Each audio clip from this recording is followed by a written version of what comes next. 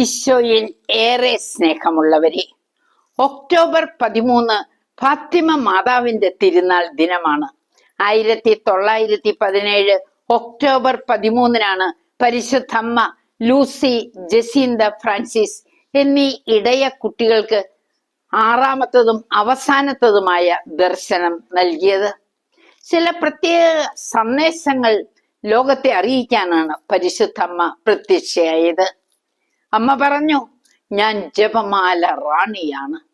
നിങ്ങൾ ഈ സ്ഥലത്ത് ഒരു ദേവാലയം പണിയണം. അനുദിനം ജപമാല എല്ലാവരും പ്രാർത്ഥിക്കണം.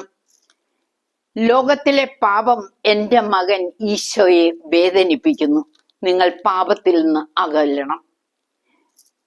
നിരീശ്വര പ്രസ്ഥാനവും വിപ്ലവ ഭരണകൂടവും പോർച്ചുഗലിലെ ഈശ്വര വിശ്വാസം തകർത്തപ്പോൾ ഏതാണ്ട് 1,00,000 പേരുടെ മധ്യേ അമ്മ നൽകിയ ഈ ദർശനം ജനം പരിശുദ്ധമ്മയെ കണ്ടില്ലെങ്കിലും തുടർന്നുണ്ടായ പ്രപഞ്ചത്തിലെ പ്രതിഭാസങ്ങൾ അവരെ വിശ്വാസത്തിലേക്ക് എത്തിച്ചു.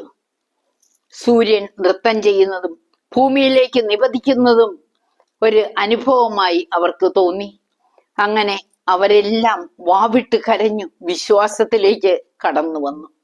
പ്രിയപ്പെട്ടവരെ, ജപമാല നമ്മുടെയും ആയുധമായിരിക്കട്ടെ. ജപമാല പ്രാർത്ഥിക്കുവാൻ അമ്മ തന്ന ആഹ്വാനം നമുക്ക് അനുസരിക്കാം. ദൈവത്തിന്റെ കൃപ അതുവഴി ലോകം മുഴുവൻ നിറയാൻ ഇടയാകട്ടെ.